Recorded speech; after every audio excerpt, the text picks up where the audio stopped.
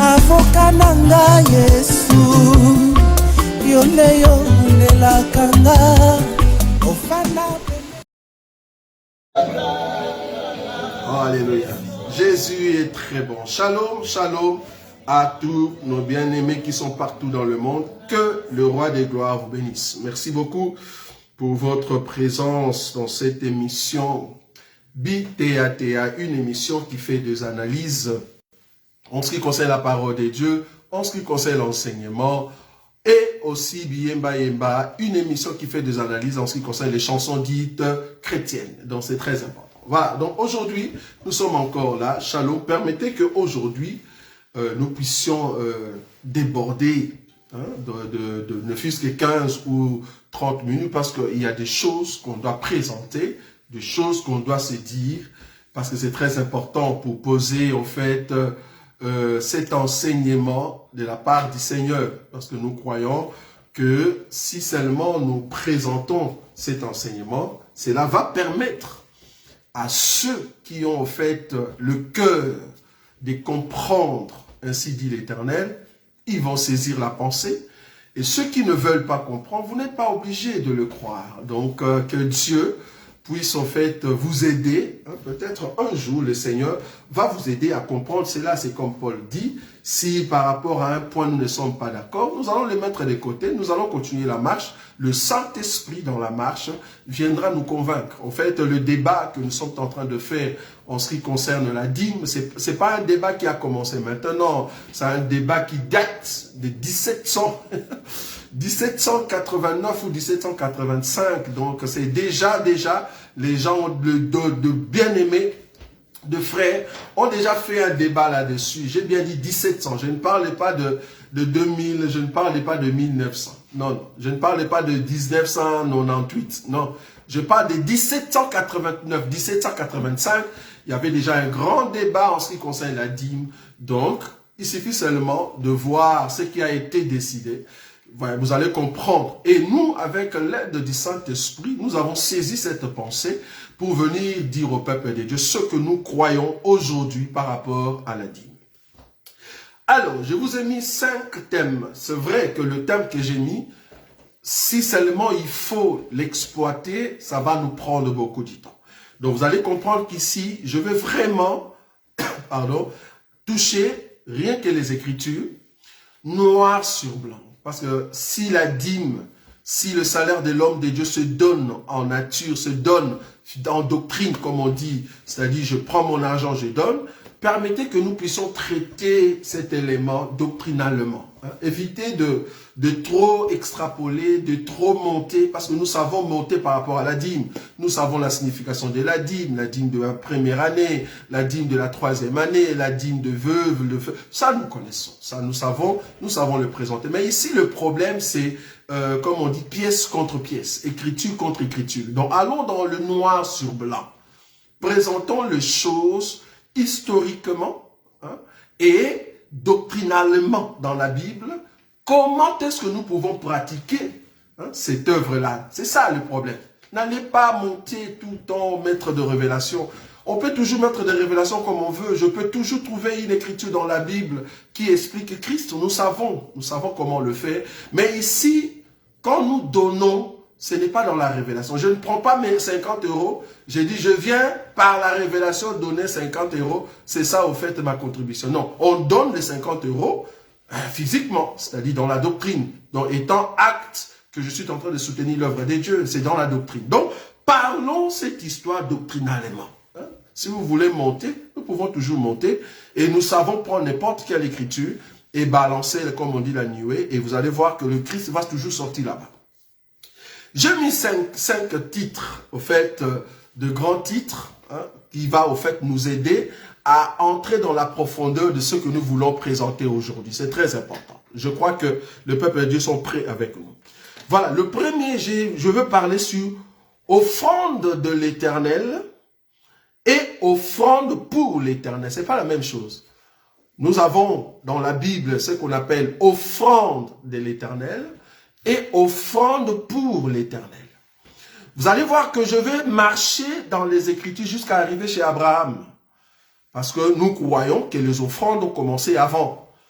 Maintenant, nous allons toucher maintenant Abraham, parce que c'est là-bas que beaucoup de bien-aimés, parce que je n'aimerais pas aller toucher au fait la dîme du temps de Moïse, parce que nous tous, avec d'autres bien-aimés, nous sommes d'accord qu'aujourd'hui, la dîme que eux, ils soutiennent, en tout cas moi je ne le soutiens pas encore, je ne peux pas le soutenir. Pourquoi? Parce que vous allez comprendre ce que nous allons présenter ici.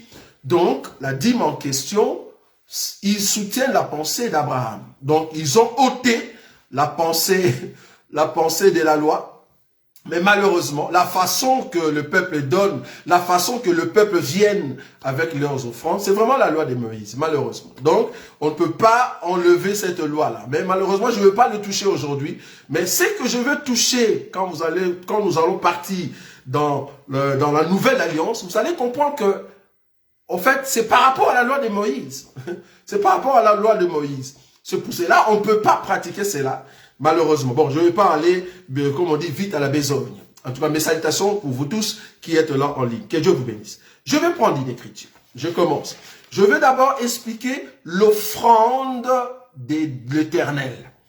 C'est quoi l'offrande de l'Éternel? L'offrande de l'Éternel, c'est ce que Dieu offre. C'est ce qu'on appelle offrande de l'Éternel. C'est-à-dire, Dieu va prendre quelque chose, il va offrir. Dieu a offert à l'humanité, l'humanité, j'ai bien dit l'humanité, Dieu a offert à l'humanité la planète Terre, parce que les hommes vivent sur la Terre. Donc la Terre, c'est un don que Dieu a donné aux hommes. Je vais prendre une écriture, je suis dans Genèse, vous allez voir comment je vais marcher. C'est à vous de juger avec le Saint-Esprit, de comprendre, j'ai bien dit, écriture contre écriture, pièce contre pièce, doctrinalement. Ne montez pas. Doctrinalement. Montrez-nous doctrinalement comment est-ce que moi je viens. Essayez aussi de venir comme ça. Comme ça, nous allons bien parler. Parce que la dîme, vous le donnez physiquement, pas dans la révélation. Nous donnons physiquement. Donc, venez doctrinalement. Ok. Genèse, chapitre. Je suis en train de montrer l'offrande de l'Éternel. Après, je vais parler de l'offrande pour l'Éternel. C'est différent. Genèse chapitre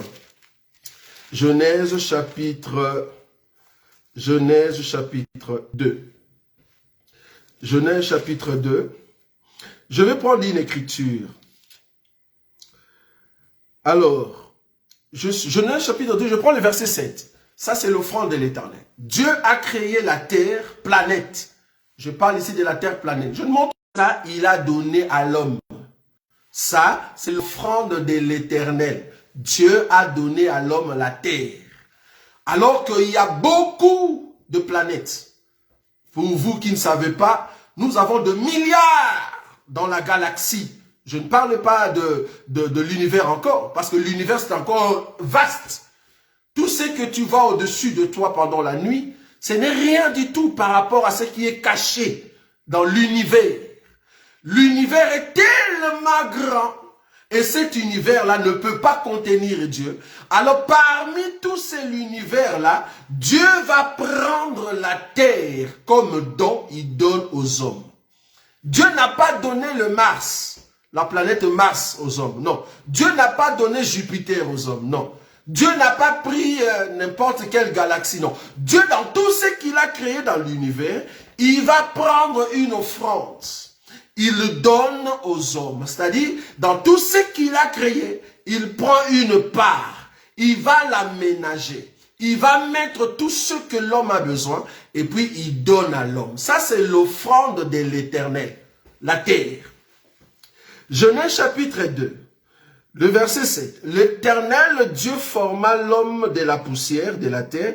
Il souffla dans ses narines un souffle de vie et l'homme devint une âme vivante. Puis l'Éternel Dieu planta. C'est le jardin de l'Éternel, ce n'est pas à l'homme, c'était le jardin de l'Éternel. Dieu lui-même a planté ces jardins. Puis l'Éternel Dieu planta un jardin en Éden du côté de l'Orient et il mit l'homme qu'il avait formé.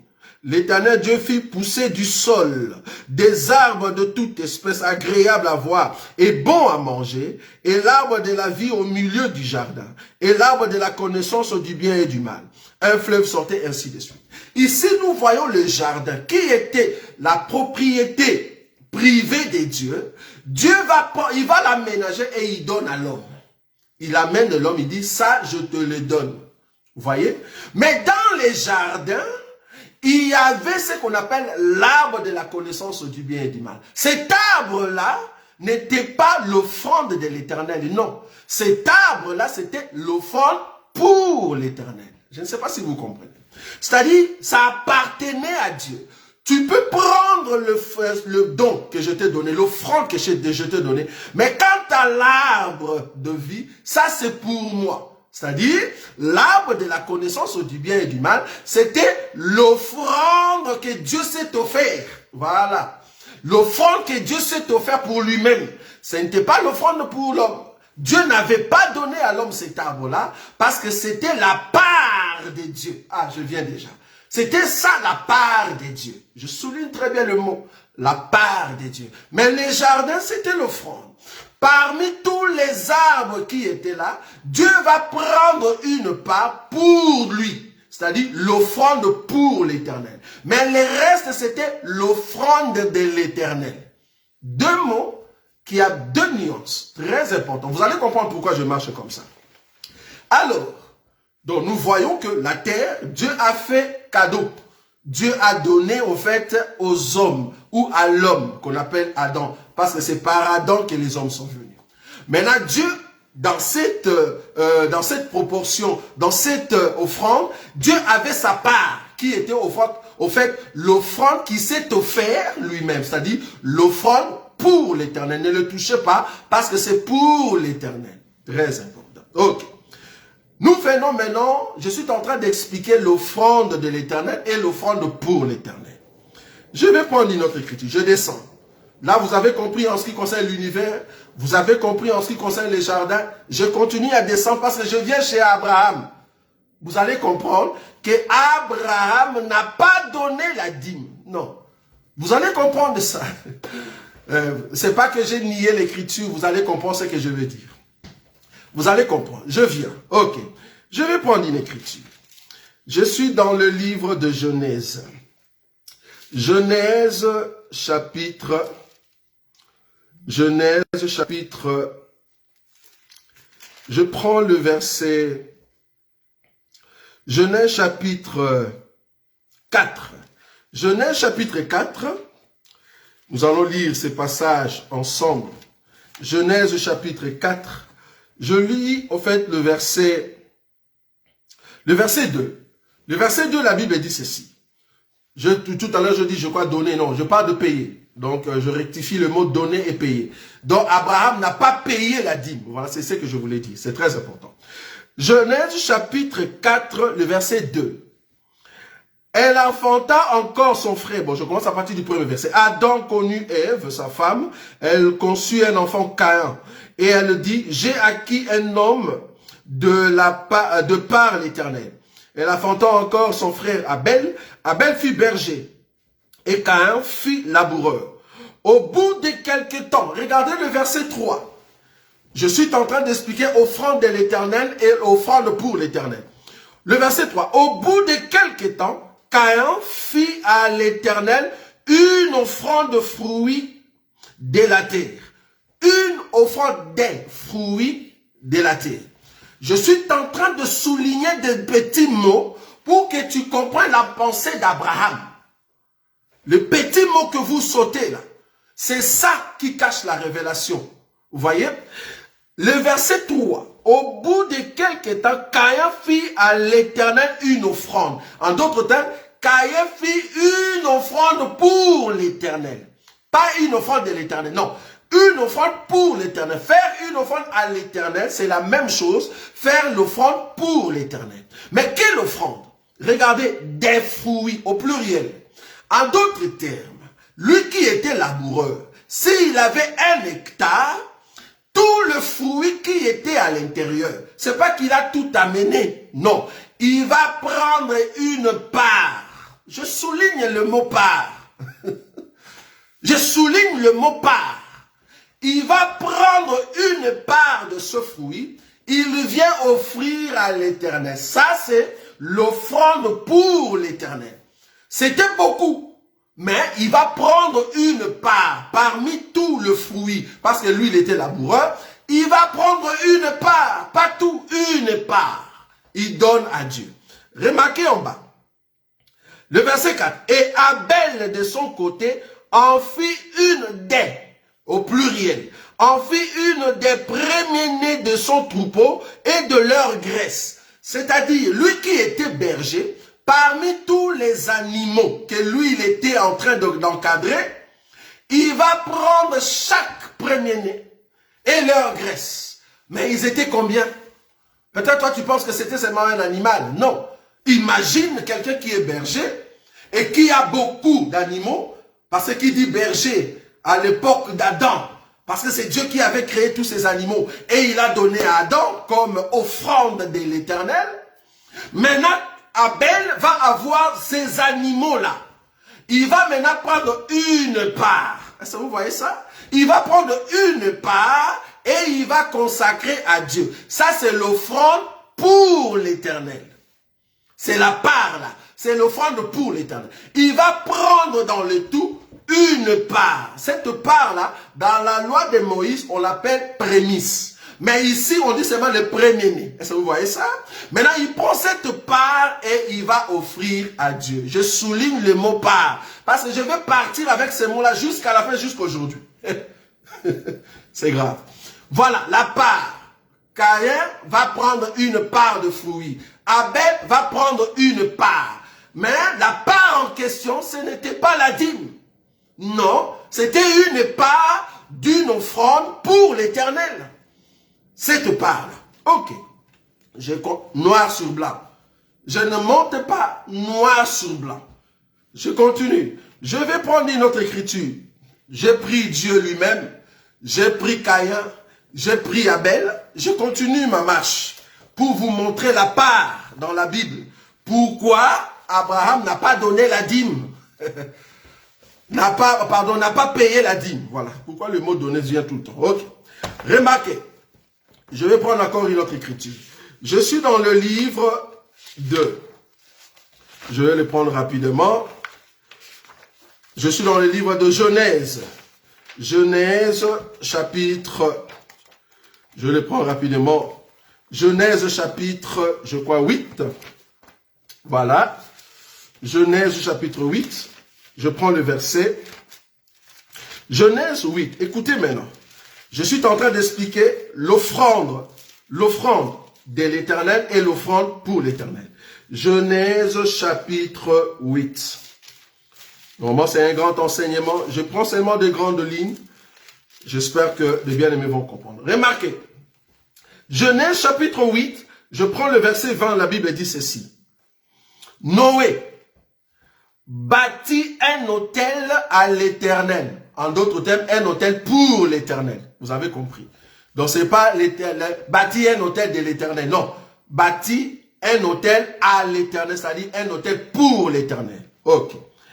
Il prit de toutes les bêtes pures et de tous les oiseaux purs. Je veux répéter un petit mot qui est là-dedans, qui va t'aider à comprendre la pensée de la part. Remarquez, le verset 20, la Bible dit, Noé bâtit un autel à l'Éternel, il prit de toutes. Quand on dit il prit de toutes, c'est-à-dire il va dans la famille du chèvre, il prend. Il va dans la famille du brebis, il prend. Il va dans la famille de, il prend. Il va dans la famille de, il prend. Donc, il prend de. C'est-à-dire, il prit de toutes. Quand on dit de toutes, c'est-à-dire parmi toutes les familles des animaux purs, Noé est parti prendre une part.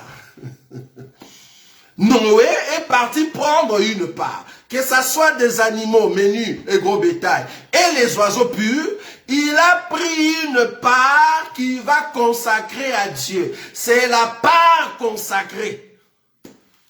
On consacre ça à Dieu. Ça, c'est l'offrande pour l'Éternel.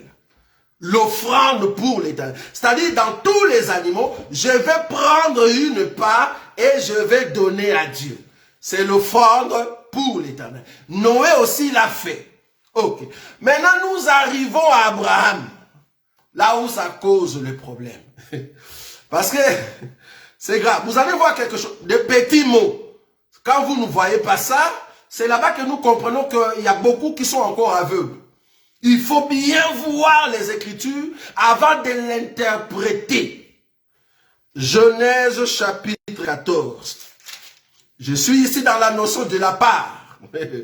Ok, la part de l'Éternel, l'offrande pour l'Éternel. Genèse chapitre 14. Remarquez. Je veux prouver ici qu'Abraham n'a pas payé la dîme. Non, Abraham n'a pas payé la dîme. Je vais donner l'écriture. Genèse chapitre 14. Parce que nous ici, nous devons être d'accord. Nous sommes contre ceux qui nous font payer la dîme. J'ai toujours dit, nous ne pouvons plus payer la dîme. Est-ce que Abraham avait payé la dîme? C'est ça la discussion. Il ne faut pas fuir la discussion. La discussion ici, est-ce que nous pouvons payer la dîme? Ça va? Ok. On va entrer. Genèse chapitre 14, le verset 17. Mais avant de prendre le verset 17, non, prenons le verset 17 quand même, parce que c'est là-bas que beaucoup lisent. Le verset 17. Après qu'Abram fut revenu vainqueur de Kédorlaomer et de roi qui était avec lui, le roi de Sodome sortit en sa rencontre dans la vallée de Chavé, et qui est la vallée du roi. Melchisédek au roi de Salem fit apporter du pain et du vin. Il était sacrificateur du Dieu Très-Haut. Il bénit Abram et dit, béni soit Abram par les dieux Très-Haut, maître du ciel et de la terre. Béni soit les dieux Très-Haut, qui a livré tes mains qui a livré tes ennemis entre tes mains. Et Abram lui donna la dîme de tout. Abraham lui donna la dîme de tout. On n'a pas dit Abraham lui paya. Non, il donna. Maintenant, un élément que vous n'avez pas vu. Au fait, la conversation ici. Avant qu'on arrive à cette conversation, je vais vous montrer 2 ou 3 écritures que vous ne lisez pas ici. Parce que nous, quand on veut avoir une idée, nous venons lire la pensée du chapitre, la pensée des Écritures. Très important pour un prédicateur. Qu'est-ce qui a fait que Melchisédek est venu ici? Et je me te dire, quand Melchisédek donnait le pain et le vin, les rois de Sodome étaient là. Le roi de Sodome était là. Je vais te montrer ça. Je viens. Genèse chapitre 14. Nous voulons voir la pensée de la dîme que eux, ils soutiennent d'Abraham. Parce que je crois qu'Abraham n'a pas payé, il a donné. Et moi je dis, on ne peut plus payer la dîme. C'est ce que moi je dis. Ils me font sortir cette écriture d'Abraham. Ok. Genèse chapitre 14. Je prends le verset. Je prends quel verset? Le verset, je peux prendre la partie du verset 2. Il arriva qu'ils furent la guerre à Béra, roi de Sodome, et à Birsha, roi de Gomorre, et à Shineab, roi d'Adma, et de Shimeber, roi de Tchéboïm, et au roi de Béla, qui est Tchoar. 3. Ces derniers s'assemblèrent tous dans la vallée de Sidim, qui est la mer salée. Pendant 12 ans, ils avaient été soumis à Kédorlaomer.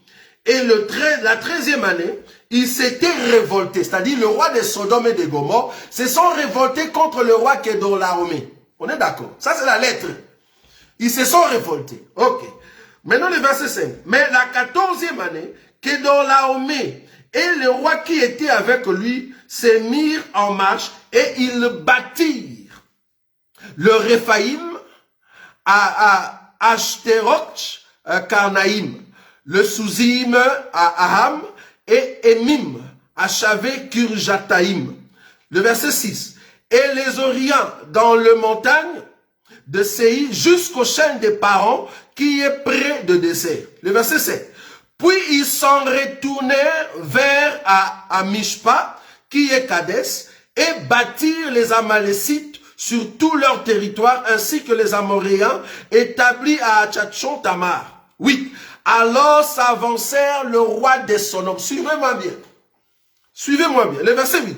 Alors s'avancèrent le roi de Sodome, le roi de Gomorrhe, le roi d'Adma, le roi de Tcheboïm et le roi de Béla, qui est Tchoa, et ils se rangèrent en bataille contre eux. Contre eux qui? Kedorlaomé. Vous voyez ça? Dans la vallée de Sidim. 9. Contre Kedorlaomé, roi d'Élam, Tidéal, roi de Goji, ainsi de suite. Le verset 10. La vallée de Sidim était couverte de puits, de bitume. Le roi de Sodome et celui de Gomorrhe prirent la fuite. Prirent la fuite et s'y tombèrent. Le reste s'enfuit vers la montagne. Les vainqueurs, le verset 11. Les vainqueurs enlevèrent toutes les richesses. Qui était vainqueur ici? C'est le roi Kedorlaomé qui avait attaqué au fait Sodome et Gomorrhe. Ce roi-là est sorti vainqueur contre Sodome et Gomorrhe. Et qu'est-ce qu'il a fait? Il a pris la richesse de Sodome et de Gomorrhe. Je continue. Les vainqueurs enlevèrent toutes les richesses de Sodome et Gomorrhe et toutes leurs provisions et ils s'en allèrent. Ils enlevèrent aussi avec ses biens Lot, fils du frère d'Abraham, qui demeurait à Sodome, et ils s'en allèrent. Un fuyard vint annoncer à Abraham l'Hébreu, celui-ci habitait parmi les chefs de Mamré, l'Amorien, frère de Sol et frère Ané, qui avait fait alliance avec Abraham. Dès qu'Abraham eut appris que son frère avait été fait prisonnier, il arma 318 de ses plus braves serviteurs, nés dans sa maison, et il poursuivit le roi jusqu'à Dan. Quel roi? Le roi Kedorlaomé. Abraham, quand il a appris la nouvelle, il va maintenant poursuivre. Je répète l'écriture, parce que ici, nous voulons parler d'abord sur terre. Le verset 15, il divisa sa troupe pour les attaquer de nuit, lui et ses serviteurs, et il les battit et le poursuivit jusqu'à Shoba, qui est la gauche de Damas. Il ramena, écoutez, il ramena toutes les richesses. Abraham a ramené toutes les richesses de Sodome et de Gomorrhe. Ok. C'est dans cette richesse-là, mais avant d'abord, il y a un élément ici. Il ramena toutes les richesses. Il ramena Lot, son frère, avec ses biens, ainsi que les femmes et le peuple. En d'autres termes, dans la guerre, parce que je vais parler sur la loi du butin. Dans la guerre, si vous gagnez, vous prenez la richesse, vous prenez les bœufs, vous prenez aussi les hommes. Pourquoi? Parce que dans l'Antiquité, tout ce qui était homme, c'était la main-d'œuvre. La main-d'œuvre aidait au fait celui qui a gagné à travailler. Donc, il va faire de ces gens-là des esclaves. Donc, quand tu viens combattre contre une ville, tu vas prendre leurs biens, tu prends aussi les hommes, tu prends aussi les femmes, tu prends aussi les enfants, parce qu'ils seront esclaves dans ta ville. Donc, tu as pris la richesse, tu as pris des bœufs, tu as pris de l'or, de l'argent, et tu vas prendre aussi des hommes et des femmes et des enfants. C'est comme ça, c'est ce qui s'est passé ici. Maintenant, le verset 17, là où nous avons lu, quand Abraham a gagné la bataille, il a récupéré cette richesse-là, il a récupéré les hommes et les enfants. C'est-à-dire les gens qui étaient captifs chez Kedorlaomé. Maintenant, dans cette, dans cette guerre-là, le verset 17 nous dit ceci. Avant d'arriver au verset 18, il faut lire le verset 17. Le verset 17 nous dit, après qu'Abraham fut revenu vainqueur de Kedorlaomé et de rois qui étaient avec lui, parce qu'il était accompagné avec d'autres rois, vous allez voir ça, le roi de Sodome sortit à sa rencontre. Donc, après la guerre, voilà le roi de Sodome qui vient. Je suis en train de parler comme une histoire. Comme ça, vous allez comprendre qu'est-ce qui s'est passé avec Abraham. Le roi de Sodome vient pour dire à Abraham, voilà, tu as gagné, c'est bon. Mais quand il était venu, Melchisedec aussi est venu. Le verset 17, le roi de Sodome est venu, Melchisedec aussi est venu. Mais qu'est-ce que le roi de Sodome est venu dire à Abraham? Mais avant d'arriver là-bas, le verset 18 nous dit, maintenant, au fait, Melchisedec va commencer à donner des éloges. Il donne des éloges, voilà, tu as gagné. Et puis, il donne le pain et le vin. La Bible dit, je n'ai pas dit qu'Abraham a dit. La Bible dit, Abraham lui donna la dîme de tout. Qui a dit ça? Si je te posais la question, qui a dit ici, dans cette écriture, Genèse chapitre 14, le verset 18, le verset 19, et Abraham lui donna la dîme de tout. Qui a dit ça? C'est pas Abraham. C'est pas Abraham qui a dit, voilà, je te donne la dîme de tout. Abraham n'a pas dit ça. C'est Moïse. C'est Moïse qui est en train de dire que l'acte que Abraham est en train de donner à un sacrificateur, cet acte-là s'appelle dîme. Je veux que tu soulignes ça. C'est pas Abraham qui a dit, je donne la dîme. Non. Abraham n'a pas dit ça. C'est Moïse. Parce que c'est Moïse qui est en train d'écrire ici. De la même manière, dans Genèse, il est dit, c'est pourquoi l'homme quittera son père et sa mère, s'attachera à sa femme, le deux deviendront une seule chair. C'est pas Adam qui a dit ça. Adam ne connaissait pas encore la notion du père et de la mère. Non. C'est pas Adam qui a dit ça, c'est Moïse. Le fait que Moïse avait écrit le Pentateuque, Moïse en son temps, une offrande qu'on donne à un sacrificateur, cette personne qui est en train de donner à un sacrificateur s'appelle Lévi. Or, l'offrande donnée à un sacrificateur s'appelle dîme. C'est pour cela, Moïse va dire, Abraham donna la dîme. Mais Abraham lui-même, qu'est-ce qu'il a dit? C'est ça. Nous voulons voir ça. Ça, tu n'avais pas vu. Ça s'appelle méditation. Ça, tu n'avais pas vu. Qu'est-ce que Abraham a dit par rapport à l'offrande qu'il a donnée à Melchisedec? Ça, tu n'avais pas vu, bien-aimé. Regarde. Je vous ai dit ici, peut-être ça aussi, tu n'avais pas vu, que le roi de Sodome était là quand on donnait à Melchisedec l'offrande. L'offrande. Maintenant, remarquez. Pourquoi je dis ça? Le verset 21. Je vais boire de l'eau. Le verset 21.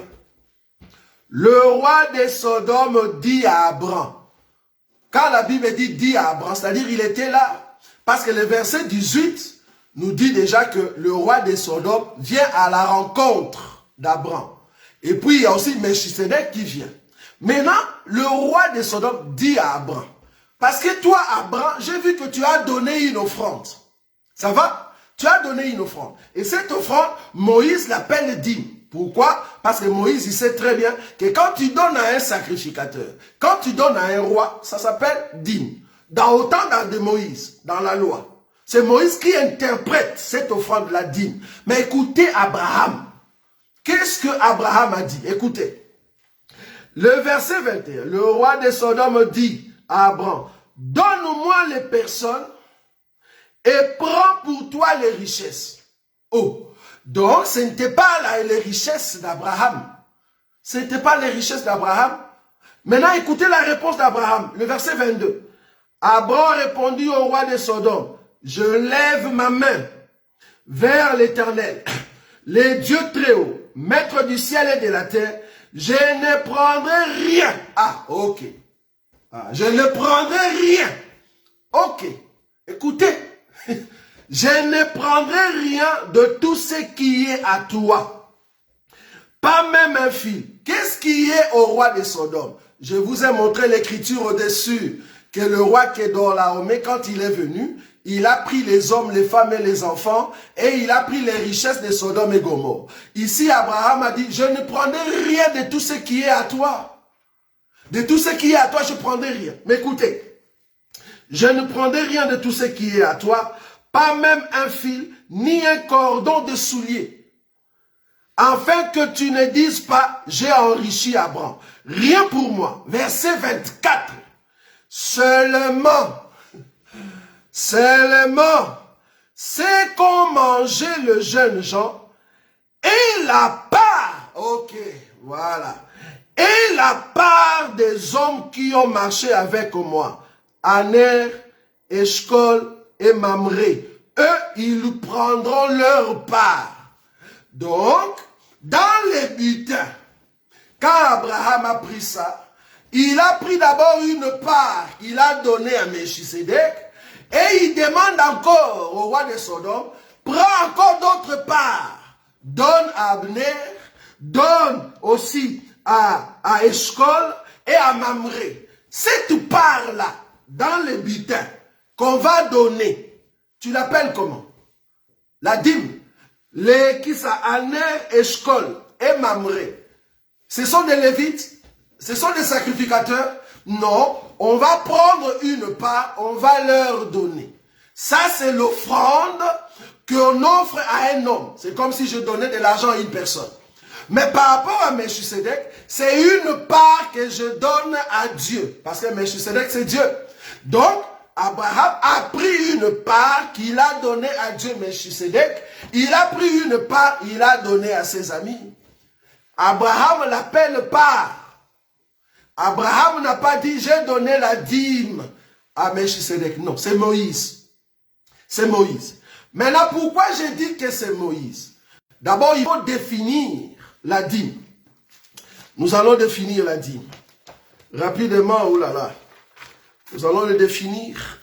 Je vous ai dit, on va aller pièce contre pièce, écriture contre écriture, pas dans la révélation. Viens vraiment comme l'historique. L'historique. On va voir la force de la méditation que vous avez. C'est très important. Voilà. Ici maintenant, la part de Melchisedec, je l'ai expliqué. Parce que j'ai parlé de l'offrande de l'Éternel et l'offrande pour l'Éternel. La part de Melchisedec, c'est Abraham qui l'a appelé ainsi. Abraham n'a pas appelé ça dîme. Abraham a donné, au fait, la dîme. Ça, c'est Moïse qui l'explique. Il n'a pas dit qu'Abraham a payé. Abraham a donné. Ok. Abraham a donné la dîme. Pourquoi? Parce que Melchisedec, c'est un sacrificateur. Moïse va interpréter l'acte que quelqu'un qui donne à un sacrificateur, dans la loi de Moïse, c'est Lévi. C'est Lévi qui doit donner, au fait, ou payer la dîme à un sacrificateur. C'est pour cela Moïse l'appelle dîme. Mais Abraham lui-même, c'était des parts. Il a donné à Melchisedec une part. Il va aussi donner aux amis qui l'ont accompagné. Il a appelé ça part. Très important. Maintenant, je continue. La loi du butin. La loi du butin. Je suis dans le livre. Parce qu'il faut expliquer la loi du butin. Pourquoi Abraham a fait ça? Parce qu'en réalité, si c'était la dîme qu'Abraham a donnée dans sa richesse, mais il devait rester avec cette richesse. Donc vous avez compris dans les Écritures que tout ce qu'Abraham avait pris dans le butin, il a remis. Ce n'était pas à lui. Il a juste pris une part, il donne à Dieu, et puis tout ça, il remet. Ce n'est pas à lui. Et puis il faut comprendre, quand on est en train de prendre une part et donner à Dieu, mais il y avait aussi des hommes. Il y avait aussi des bœufs. Il y avait aussi des richesses. Abraham va prendre une part. Il va donner à Melchisedec une part qu'il va donner aux gens qui l'ont accompagné. La loi du butin. Nombre chapitre 31. La loi du butin. Nombre chapitre 31. Je vais lire une écriture ici. La Bible dit ceci. La loi du butin. Nombre chapitre 31, le verset 9. Nombre chapitre 31, le verset 9. Nombre chapitre 31, le verset 9. La Bible dit ceci. Non, je prends le verset 25 pour gagner du temps. Nombre chapitre 25. Le verset 25. Nombre chapitre 31, le verset 25. Je vais montrer la loi du butin. Comment ça se passe? Quand tu vas à la guerre et que tu gagnes, comment ça se passe? Je le donne. Nombre chapitre 31, verset 25. Vous allez comprendre qu'il faut prendre une part et donner à Dieu. Ce n'est pas la dîme, ça s'appelle part. Nombre chapitre 31, le verset 25. L'Éternel dit à Moïse, fais avec le sacrificateur Éléazar et le chef de la maison de l'Assemblée les comptes du butin. Les comptes du butin. De ce qui a été pris, personnes et bestiaux. Je souligne le mot personnes et bestiaux. En ce qui concerne le butin, il y a des hommes, il y a des animaux, il y a de richesses. Maintenant, s'il faut donner à Dieu, tu vas prendre une part. La part en question, Moïse l'a appelée dîme par rapport à un sacrificateur. On continue. Ici, le verset 27. Partage le butin entre les combattants qui sont allés à l'armée de toute l'Assemblée, c'est-à-dire ils vont recevoir une part, je souligne. 28, tu préleveras, je souligne ça, le mot prélever. Quand on dit tu préleveras ou tu vas percevoir, les deux verbes annoncent l'impôt. Quand on dit tu préleveras, quand on dit tu percevras, cela annonce une institution. Cela annonce une loi. Très important. Le prélèvement annonce une loi. Remarquez, le verset 28, parce que nous sommes déjà chez Moïse. C'est la loi de Moïse. Mais là-bas, chez Abraham, il a donné. Mais ici, on dit tu préleveras. On n'a pas dit tu vas prendre et puis tu vas donner. Non, tu préleveras. Le verset 28, tu préleveras sur la portion des soldats qui sont allés à l'armée, un tribut pour l'Éternel. Un tribut pour l'Éternel. En d'autres termes, une offrande pour l'Éternel. Mais cette offrande, voilà, je viens maintenant, parce que je vais expliquer la dîme. Cette offrande sera un tribut ou un impôt. Mais c'est une offrande. Mais cette offrande, c'est un impôt que tu vas prélever. Quand on dit prélever, parce qu'il y a la loi, tu vas prélever les tribus. Maintenant, la quantification de ces tribus, la quantité de ces tribus, c'est quoi? C'est un tribut, oui, mais quelle est la quantité? C'est-à-dire, comment est-ce que tu le quantifies, toi Moïse? Remarquez, tu prélèveras un tribut pour l'Éternel, savoir 1 sur 500. 1 sur 500. C'est-à-dire, si j'ai beaucoup de choses, 10 millions, je veux multiplier 10 millions fois 1 divisé par 500. Les montants qui sortent, c'est ça les tribus que je dois donner à Dieu. C'est l'offrande pour l'Éternel, mais quantifié à 1 sur 500. Il y a un homme, un bien-aimé, un homme de Dieu, qui a dit, les chiffres, c'est pas important. Les chiffres, c'est pas important. Il faut pas prendre l'essence des dîmes comme étant un dixième. Ah, il faut pas les prendre comme ça. Les dîmes, c'est un mot. Le mot dîme, c'est pas un nom commun. Le mot dîme, c'est pas un nom commun. Dîme, c'est une quantité. C'est une quantité, donc un nom de mesure. Forme de mesure. Donc, quand tu veux faire quelque chose et que tu prends ce qu'on appelle le dîme, tu vas le quantifier par rapport à un dixième. Ici, nous voyons un 500e. La preuve, peut-être vous qui avez fait la mathématique, parce que vous n'aimez pas le chiffre. Remarquez le verset 35. Le verset 35, c'est où? Le verset 35. Avant de prendre le verset 35, je continue le verset 28. Tu préleveras sur la portion de soldats qui sont allés à l'armée un tribut pour l'Éternel, savoir 1 sur 500, tant de personnes que de bœufs, de ânes et de brebis. Vous les prendrez sur leur moitié et tu les donneras au sacrificateur Éléazar. Remarquez le verset 29.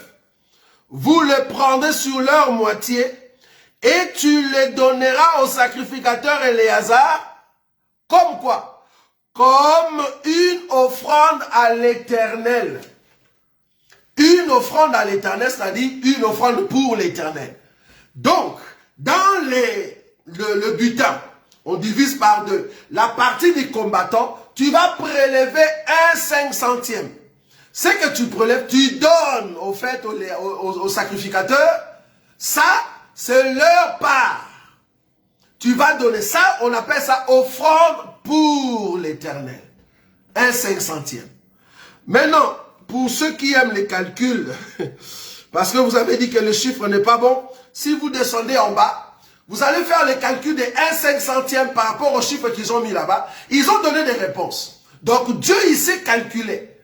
Quand il dit dîme, c'est 1/10. Quand il dit 1 centième, il n'appelle pas dîme. 1 centième n'est pas dîme, non. 1 centième, c'est 1%. Parce que dîme, c'est 10%. En tout cas, on a quand même été à l'école, s'il vous plaît.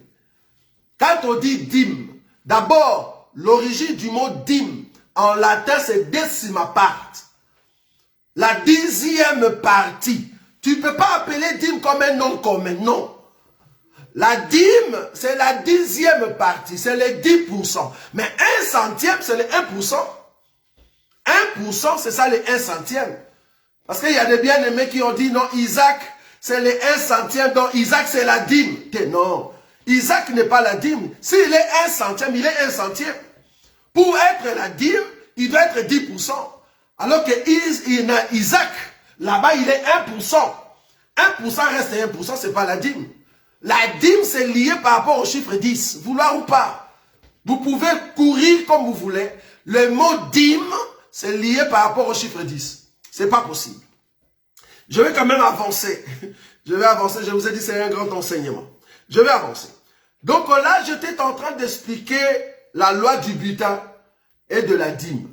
La dîme, au fait, c'est le 1/10. Vouloir ou pas.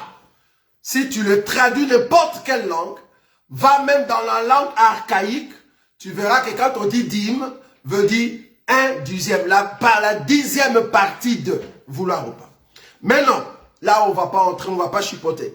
Le problème ici, c'est quand le peuple veut savoir, est-ce que nous pouvons donner la dîme, oui ou non? Je vous ai montré ici qu'Abraham n'a pas payé la dîme. Non. Moïse lui-même a dit, Abraham a donné la dîme. Et quand nous allons dans le livre des Hébreux, on nous dit que Lévi a payé ainsi la dîme dans les seins d'Abraham. C'est Lévi qui paye la dîme au sacrificateur. Si toi, prédicateur, tu es Lévi, qui est ton sacrificateur? Parce que c'est Lévi qui paye. Il a payé ainsi par Abraham. Si tu soutiens la dîme d'Abraham, c'est-à-dire toi, Lévi, paye. Vas-y, va payer. Va payer la dîme. Tu vas dire non, ça c'est par rapport à la loi. Maintenant, par rapport à la grâce, c'est par rapport au roi. Mais vas-y, donne-nous l'écriture. Là où tu nous places, nous, peuple, nous devons donner au roi. Parce que nous avons vu l'écriture. Parce que la dîme, c'est un impôt. Vouloir ou pas. C'est un tribut. On appelle ça taxe foncière. La dîme, c'est une taxe foncière en Israël. Le fait que Dieu avait donné la terre à Israël, Dieu avait exigé une taxe foncière. C'est ça le mot. Vous n'aimez pas trop le mot que vous ne voyez pas dans la Bible, mais c'est ça le terme. Dîme, c'est l'impôt foncier qu'on avait donné au fait à Israël. C'est pour cela, ces taxes-là, nous ne pouvons pas payer. Pourquoi? Parce que notre papa, c'est lui le roi. Par rapport, je crois, à une écriture dans le livre de Matthieu, les enfants sont exempts des tribus. Les enfants sont exempts. C'est très important. Nous ne pouvons pas payer les tribus et les impôts. Non. La question ici, pour terminer, est-ce que au temps de la grâce, les apôtres, ils ont reçu la dîme? Les bien-aimés ont dit non, les mots dîme, ils n'ont pas reçu, mais la forme dîme. Quand tu dis la forme dîme, c'est-à-dire l'impôt, la taxe, même les disciples l'ont demandé. C'est ce que tu es en train de dire. Ils disent oui, par rapport à Abraham. Ok, par rapport à Abraham. Est-ce que Paul a évoqué Abraham? Nous allons le lire. 1 Corinthiens. Remarquez, je suis en train de donner écriture contre écriture. Venez avec les écritures pour nous prouver que nous devons payer la dîme. Je souligne les mots. Que nous devons payer la dîme. Ok. Je prends une écriture. Je suis dans le livre de 1 Corinthiens. Une écriture qu'un bien-aimé a lu la fois passée. Mais lui-même, il a eu peur de continuer. J'avais aimé ça. Tu sens qu'il a eu peur de continuer parce que la vérité était juste après cette écriture-là. Il faut terminer la pensée de Paul. Il ne faut pas le couper. Fallait terminer la pensée de Paul. Ça allait t'apprendre au coup. Fallait continuer cette écriture-là. Mais moi, je le répète aujourd'hui. Vous allez comprendre que ça n'a rien à voir de tout ce que le bien-aimé avait présenté. Paul n'a pas parlé de la dîme. Il a bien précisé les choses. 1 Corinthiens. 1 Corinthiens chapitre 9. 1 Corinthiens chapitre 9.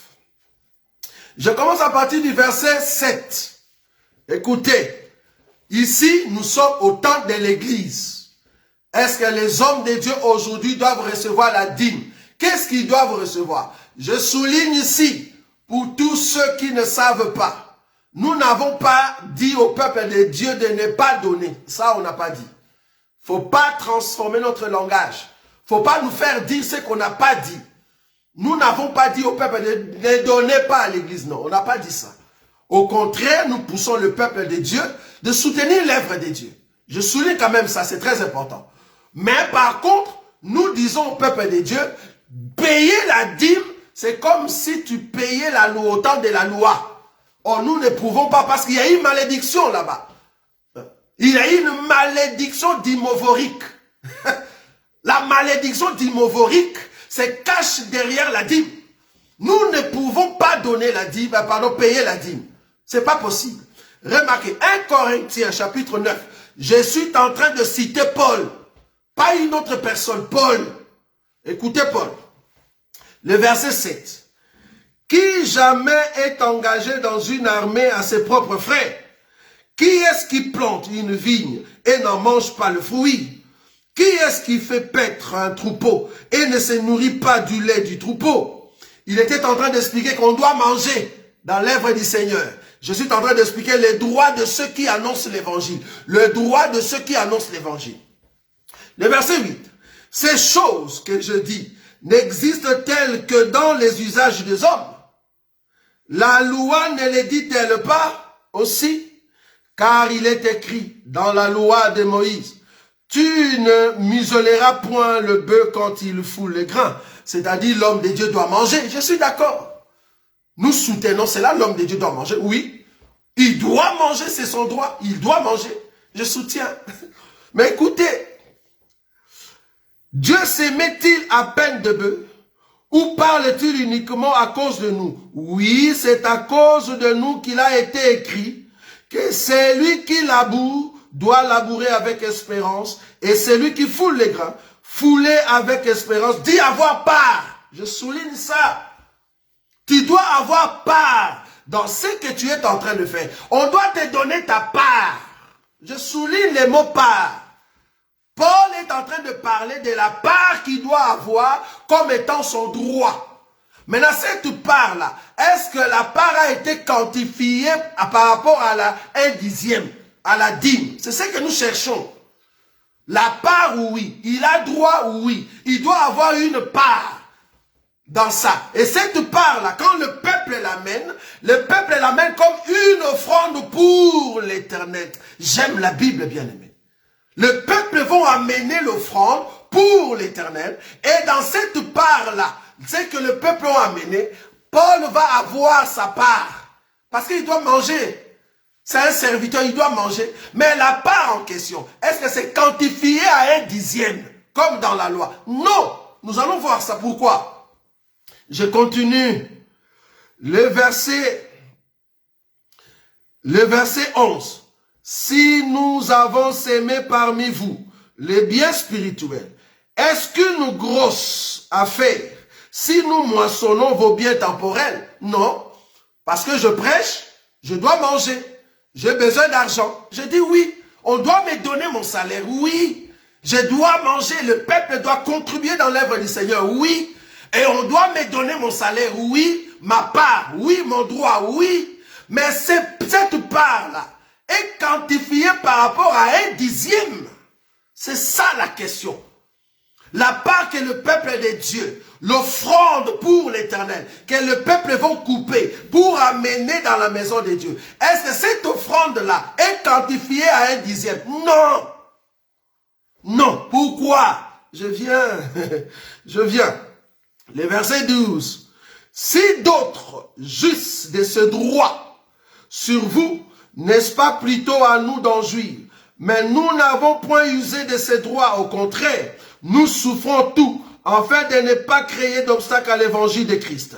Ne savez-vous pas, c'est ici, je vais prendre cette écriture, le verset 13, 1 Corinthiens chapitre 9, le verset 13. Ne savez-vous pas que ceux qui remplissent les fonctions sacrées sont nourris par les temples, que ceux qui servent à l'autel ont part à l'autel? En d'autres termes, les Lévites et les sacrificateurs, comme ils travaillent dans les sacerdoces, ne savez-vous pas qu'ils mangent? Ils ont droit de manger parce que Dieu leur avait donné des salaires. Dieu leur avait donné des offrandes. Dieu leur avait donné leurs droits. Et dans ces droits-là, il y avait d'autres droits qui étaient quantifiés par rapport à un dixième. Il y avait d'autres droits qui étaient quantifiés par rapport à un 5/100e que je viens de montrer. Oh là là. Donc il y avait les 10%, il y avait les 1% et il y avait les 1/500e. C'est-à-dire, tu prends la chose, tu divises par 500. Et ce que tu as, tu donnes au sacrificateur Éléazar. C'était sa part. Donc, ils avaient droit. Mais remarquez la différence entre eux et nous. C'est Paul qui le dit. Il dit ceci. Le verset 13. Ne savez-vous pas que ceux qui remplissent les fonctions sacrées sont nourris par les temples, que ceux qui servent à l'autel ont part à l'autel? 14. De même aussi, un bien-aimé, quand il est arrivé ici, il commençait à bouger tellement qu'il dit, voilà, s'ils avaient la dîme, voilà, on dit de même aussi. Non, mais tu as coupé l'écriture, continue. Fallait continuer l'écriture. De même aussi. Ok, continue l'écriture, faut pas t'arrêter là. La Bible dit de même aussi. Toi, tu penses quand on dit de même aussi, c'est-à-dire, nous aussi prenez la dîme. Mais si on doit prendre la dîme, et où est le 1/500e? Parce que toi, tu penses que de même aussi, c'est-à-dire, tout ce qu'eux, ils avaient, nous aussi, nous devons l'avoir. Non. Quand Paul met de même ici, il dit, le fait qu'ils ont droit de manger parce qu'ils travaillent dans les seigneurs, de même aussi, nous aussi, les seigneurs. Il fallait lire ça. Le verset 14. De même aussi, les seigneurs, Jésus, hein, les seigneurs Jésus, ça c'est moi qui rajoute le nom, a ordonné à ceux qui annoncent l'évangile de vivre de l'évangile. Le Seigneur Jésus a annoncé à ceux qui annoncent l'évangile de vivre de l'évangile. Il a annoncé ça où? Fallait te poser la question, comme ça on les cherche. Là où il a annoncé cela, le Seigneur a aussi annoncé à ceux qui annoncent l'évangile de vivre de l'évangile. Il a annoncé ça où? Comme ça, nous allons voir ce que le Seigneur a annoncé, si cela correspond à la dîme. Luc chapitre 10, c'est là-bas que je vais terminer.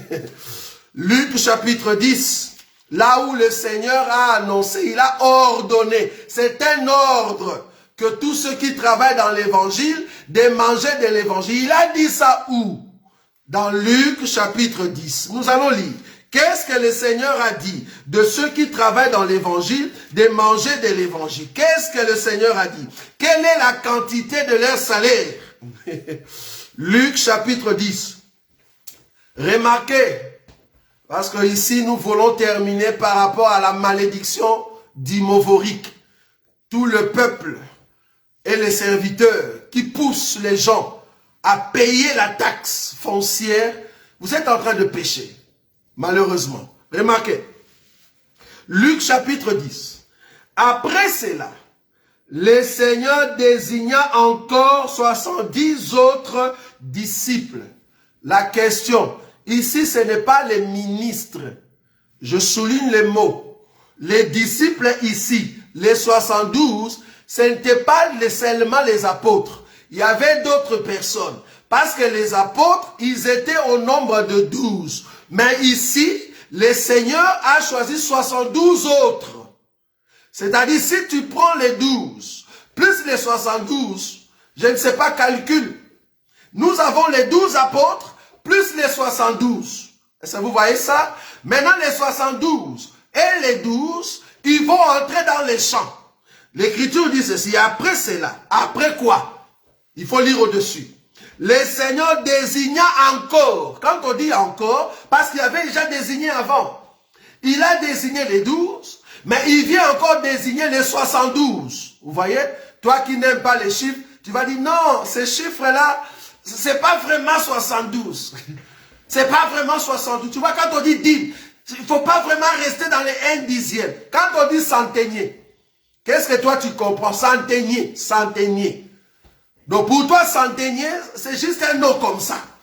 Centenier dans la Bible veut dire le chef des 100.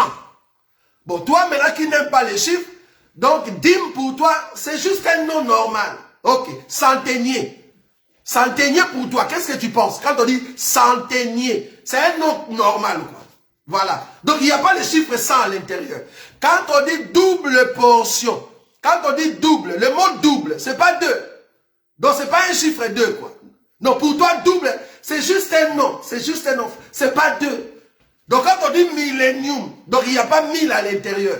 Fallait qu'on dise 1000. Ah, là, tu vois un chiffre. Mais on dit millénium. Toi, tu dis non, millénium. Non, c'est pas vraiment 1000. Donc quand on dit dîme, non, dîme, c'est juste un nom. Il n'y a pas 10. C'est grave. Là, ça montre le niveau d'étude, bien aimé. Quelle honte. Le mot dîme, c'est lié à 10. Le mot centenier, c'est lié à 100.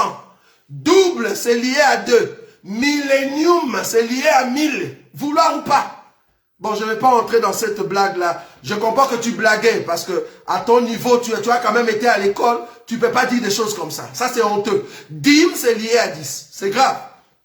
Remarquez Luc chapitre 10. Le verset, après cela, le Seigneur désigna encore 70 autres disciples. Et il les envoya 2 à 2 devant lui dans toutes les villes et dans tous les lieux où lui-même devait aller. Le verset 2. Il leur dit, la moisson est grande, mais il y a peu d'ouvriers. Priez donc le maître de la moisson d'envoyer des ouvriers dans sa moisson. Il parle aux 72 plus les disciples. Je continue. Verset 3. Partez, voici je vous envoie comme des agneaux au milieu de loups. Le verset 4. Ne portez ni bourse, ni sac, ni souliers, et ne saluez personne en chemin. Je parle des 72 et les 12. 72 et les 12. Tous ne sont pas des ministres, mais ils participent à la prédication. C'est comme si c'était les sacrificateurs et les vies. C'est comme ça que je marche. Nous avons le groupe des sacrificateurs et les vies. Voilà, le Seigneur les envoie maintenant. Il envoie les 12 et il envoie aussi les 72. Donc nous avons les vies et les sacrificateurs. Nous voulons voir leurs droits. Parce que c'est Paul qui a dit que de même que ceux-là, ils ont reçu quelque chose, de même aussi aujourd'hui, le Seigneur ordonne que tous ceux qui travaillent dans l'évangile mangent de l'évangile. Où est-ce que le Seigneur a dit ça? Ici. Je suis en train de le montrer. Remarquez. Alors, il dit, ne portez ni bourse, ni sac, ni souliers, et ne saluez personne. Dans quelque maison que vous entriez, dites d'abord que la paix soit sur cette maison. Et s'il se trouve là un enfant de paix, votre paix reposera sur lui, sinon elle reviendra à vous. Demeurez, écoutez, demeurez dans cette maison-là, mangeant, buvant, c'est qu'on vous donnera, pas c'est qu'on vous payera. Non, c'est qu'on vous donnera, pas c'est qu'on vous payera. Il faut lire la Bible, bien aimé. C'est qu'on vous donnera, c'est-à-dire si je te donne 10 euros, tu les prends. Si je te donne 1000 euros, tu les prends. Si je te donne 1 million, tu les prends. Mais le Seigneur appelle ça quoi? C'est que le peuple donne, pas c'est que le peuple paye. Non, c'est que le peuple donne. La Bible dit ceci. Le verset 7. Demeurez dans cette maison-là, mangeant et buvant. C'est qu'on vous donnera, car l'ouvrier mérite son salaire. Donc Jésus a bien souligné que quand vous entrez dans des maisons, on vous donne à manger, on vous donne de l'argent, on vous donne une voiture. Tout ce qu'on vous donne, c'est votre droit, c'est votre salaire. Or, c'est lui qui fait une bonne œuvre. Le salaire lui est imputé comme un dû. C'est votre droit de manger. Mais cependant, ce salaire-là n'est pas quantifié par rapport à 1/10, par rapport à la dîme. Et le peuple ne le paye pas, mais le peuple donne. Ils donnent avec leur cœur. Ils donnent à ceux qui travaillent dans l'évangile. C'est ce que Paul avait dit. J'ai le droit, mais ici à Archaïe, je ne veux pas au fait prendre ces droits-là. Mais normalement, c'est mon droit. Étant donné que je suis ici à l'église de Corinthe, j'ai droit que vous puissiez me donner à manger. J'ai droit que vous puissiez prendre soin de moi. Au contraire, j'ai dépouillé d'autres églises à leur insistant un salaire. J'ai pris là-bas un salaire pour soutenir, en fait, les gens qui sont avec moi. Maintenant, les gens qui sont avec Paul, ils mangent l'argent de l'église. Est-ce que cet argent-là, c'est une dîme? Non. C'était des offrandes volontaires que le peuple a données pour que Paul puisse aller faire la mission. Donc, aujourd'hui, le peuple amène des offrandes pour l'Éternel. Ils vont prendre une part dans leur salaire. Ils vont prendre une part dans leurs biens. La part n'est pas quantifiée à 1/10, non. La part n'est pas quantifiée par rapport à 1/500, non. C'est une part que nous allons prélever. Cette loi-là, ce principe a commencé depuis Dieu lui-même, depuis l'univers, depuis Caïn, depuis Abel, depuis Noé, depuis Abraham. De prendre une part dans tout ce que j'ai et je donne à Dieu. Et je le fais tout le temps. Je le fais tout le temps, pas comme une loi, mais je le fais parce que j'aime le Seigneur. Je viens participer avec mes biens dans l'œuvre du Seigneur. Je peux prendre une somme dans les salaires qu'on m'a payé au boulot. J'enlève la part pour l'Éternel, la portion consacrée. Nombre chapitre 18, la portion consacrée à l'Éternel. J'enlève ça, je donne à Dieu. Mais cette portion-là n'est pas quantifiée à 1/10, non. Si tu commences à quantifier cela par rapport à 1/10 et que les serviteurs commencent à imposer, ça devient une taxe. Nous ne pouvons pas payer la dîme, non. Je peux participer avec mes biens, mais je ne peux pas payer la dîme, non, je ne peux pas. Le mot payer, c'est pas bon, bien-aimé. Pourquoi? La malédiction d'imovorique, Galates, oh là là, Galates, nous allons lire cette écriture. Galates chapitre 4 pour terminer. Bon, je vous ai dit, je vous ai promis que je ne veux plus en parler. C'est à vous de voir avec Dieu. Si vous voulez continuer à payer la dîme, c'est vous qui voyez. C'est vous qui voyez. Mais remarquez la malédiction qui est derrière ça.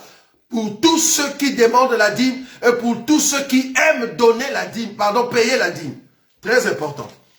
Galates chapitre, au fait, 4. Je prends le verset 10. C'est Galates chapitre 3, c'est ça? Galates chapitre 3, je crois. Voilà. Galates chapitre 3, le verset 10. La malédiction d'imovorique. C'est-à-dire la malédiction liée à tous ceux qui mangent la dîme. Quand tu manges la dîme, parce que dimovore, c'est quelqu'un qui mange la dîme.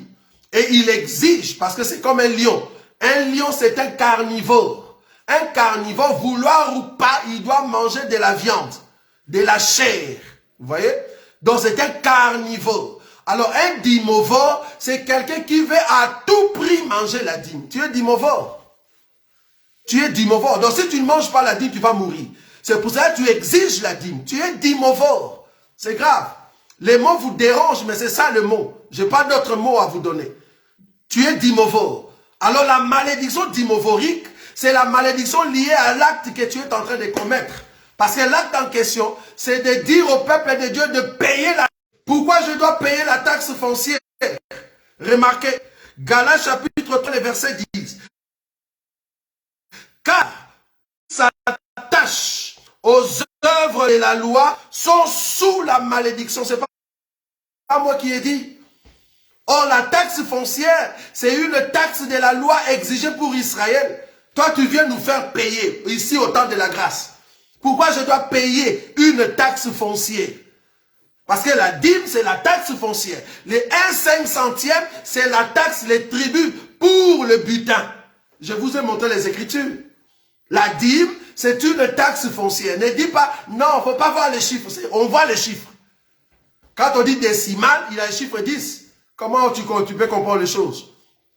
Je continue. Le verset 10. Galates chapitre 3, le verset 10. Car tous ceux qui s'attachent aux œuvres de la loi sont sous la malédiction. Car il est écrit, maudit. Maudit est quiconque n'observe pas tout ce qui est écrit dans les livres de la loi et ne les met pas en pratique. Si tu veux nous mettre dans ce principe des taxes foncières, parce que Paul, quand il a évoqué dans 1 Corinthiens chapitre 9, là où nous avons lu, il n'a pas évoqué Abraham. Non. Paul n'a pas évoqué Abraham. Paul a évoqué la loi de Moïse. C'est pour ça qu'il a dit des mêmes. Il n'a pas évoqué Abraham. Parce que quand toi tu viens, non, non, non, nous c'est pas la loi de Moïse qu'on voit. Non, c'est par rapport à Abraham. Mais Paul, lui, n'a pas évoqué Abraham. Paul n'a pas évoqué Abraham. Paul a évoqué la loi de Moïse. De même que là-bas, eux, ils mangeaient la dîme. Parce que c'était une taxe foncière. Ils mangeaient les 1/500. Ils mangeaient. De même aussi nous, les seigneurs. Ça c'est très bon. Ça, le Seigneur a ordonné que ceux qui travaillent aussi dans l'évangile mangent de l'évangile. Où est-ce que le Seigneur a ordonné? Nous l'avons montré. C'est-à-dire quand le peuple vous donne, c'est là-bas que tu manges. Maintenant, toi, tu viens me faire ça une taxe, une obligation, exigence. Nous disons non. Nous disons non. Donc, il y a une malédiction liée par rapport à ceux qui s'attachent à la loi. Quand tu t'attaches à la loi, parce que Paul a évoqué la loi, c'est pour ça qu'il a dit de même aussi. Donc toi qui veux donner la dîme, ou payer la dîme, parce que tu es obligé. On t'a lié là-bas. On t'a dit que tu ne seras pas béni. Je m'aurais te dire, dans l'évangile que nous prêchons, beaucoup ne donnent pas la dîme. Pardon, ne payent pas la dîme, parce que le mot donner, parce qu'il y a une nuance que je ne veux pas le dire ici. Quand je parle de donner, au fait, qu'est-ce que je veux dire? Quelqu'un qui veut donner à Dieu, parce qu'il y a le mot qui revient tout le temps, parce que je crois qu'une personne, suivez-moi bien, parce que beaucoup vont m'interpréter bizarrement, je crois qu'une personne peut donner la dîme, je crois, mais il ne peut pas payer la dîme. Comment? Comment est-ce qu'une personne peut donner la dîme? J'ai 1000 euros, je dis ok, je vais prendre une part pour donner à Dieu, je prends 100 euros, je viens donner 100 euros, les 100 euros, c'est comme si je donnais la dîme de 1000 euros. Mais je ne suis pas obligé de donner seulement 100. C'est ça la différence entre la pensée que nous avons et la pensée des autres. Les autres disent que la dîme est obligatoire. Là, c'est payer la dîme. Je, par exemple, 10 costumes. Le costume en question, je prends un costume, je viens donner à l'homme de Dieu. J'ai donné la dîme de mes costumes. Mais je ne suis pas obligé. Si je le fais, c'est parce que je voulais donner seulement ce costume. Mais je pouvais donner aussi 2. Comme aussi je ne pouvais rien donner. Donc je ne suis pas obligé. C'est là-bas que nous on dit. Donc je peux donner la dîme, mais je ne peux pas payer la dîme. Et je ne suis pas obligé de tout le temps donner la dîme, non. Je peux donner aujourd'hui, par rapport au montant que j'ai. La forme, c'est la dîme, c'est-à-dire les 1/10. Mais un autre jour, je donne les 1 centime. Un autre jour, c'est-à-dire les 1% de mon salaire. Hein. D'autres jours, je donne les 10%. Autre jour, je donne les 15%. Autre jour, je donne les 50%. Ça dépend. C'est là-bas que je dis, je peux donner la dîme. Mais je ne peux pas payer la dîme. Quand tu dis payer, il y a une exigence qu'on appelle la dîme de la redevance. Je suis obligé. Non, nous disons ça, c'est de voleurs. Excusez-moi les termes. C'est vraiment des voleurs qui vous font payer des taxes foncières. Mais il faut prendre une part dans tout ce que Dieu t'a donné. Tu viens offrir à Dieu et Dieu ne manquera pas de te bénir. Voilà ce que j'avais à vous dire. Tout ce que je dis ici, si vous voulez le prendre, gloire à Dieu. Si vous ne voulez pas, continuez à payer la dîme. Le mot c'est payer. Quand tu dis au peuple de Dieu, il faut faire la nuance entre donner et payer. Je bien fait la nuance ici. Je ne parle pas de donner, je parle ici de payer. Je souligne ça depuis le départ. Parce que quelqu'un qui donne, ça peut être une part qu'il voulait donner. Mais prochainement, il peut donner plus ou moins. C'est différent. Donc, dans ceux qui donnent, on peut leur considérer comme étant donner la dîme. Mais ils ne payent pas. C'est ça la différence. Donc, vous qui voulez continuer dans cette loi, continuez. Il n'y a pas de souci. Mais nous ne payons pas la dîme. Nous sommes bénis, bien-aimés. Tu ne peux pas comprendre. Il y a une grande bénédiction qui est derrière nous parce qu'on a compris que Dieu, ce qu'il a besoin, c'est la part. Une part que je coupe dans tout ce que je fais et je lui donne. Et cette part-là, on l'appelle pas dîme. C'est une part consacrée pour Dieu. Dieu l'a commencé lui-même. Il a pris sa part qui est son fils. Il a pris une part. Il y a quelqu'un qui a dit, la part que Dieu nous a donnée, c'est la dîme. Ça, c'est dans la révélation, frère. C'est dans la révélation. La part que Dieu nous a donnée, c'est dans la révélation. Mais dans la chair comme ça, La part, c'est pas que Dieu a 10 fils. Tu vois? Là, c'est comme ça que tu vas réfléchir. Que Dieu a 10 fils et il va prendre un, il donne. Non. Ça, c'est dans la révélation que nous expliquons la dîme qui est le Christ. Mais en physique, comme ça ne va pas tenir. Donc, physiquement comme ça, le fait que le Seigneur est venu comme une offrande, car Dieu a tant aimé le monde, il a donné, il n'a pas payé.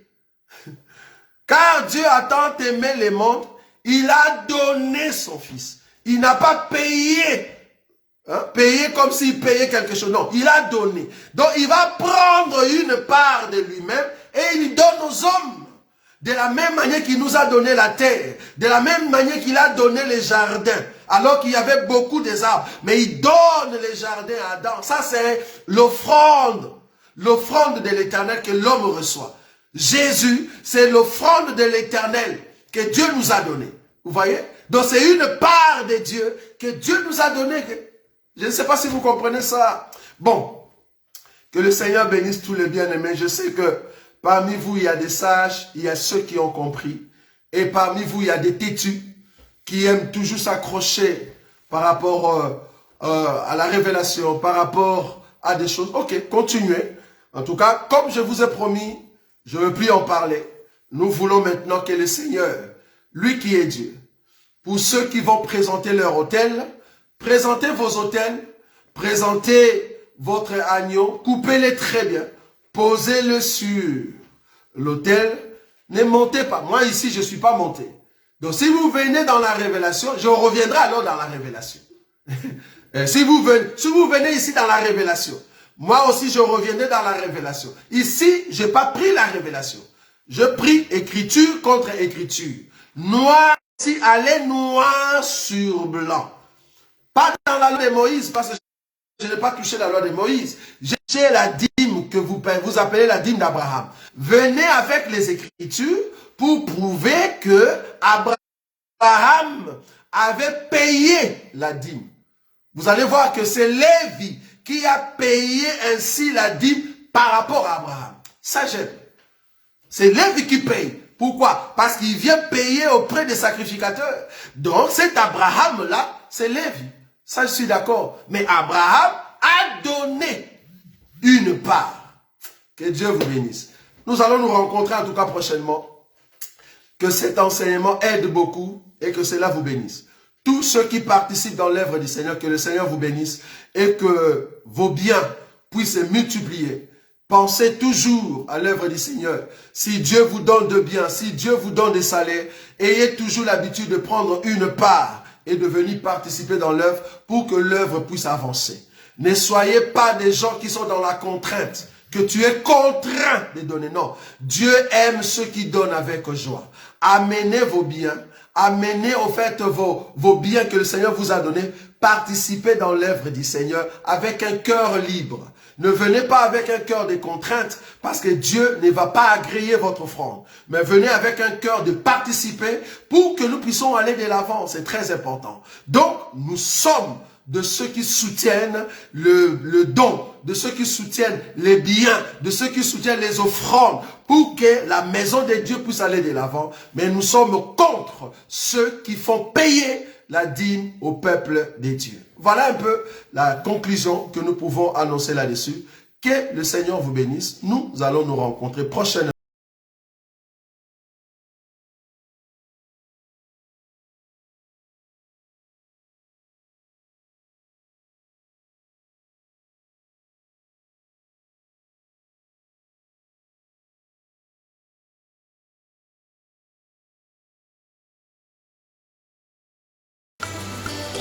Merci Jésus, merci Jésus, merci Jésus, merci Jésus.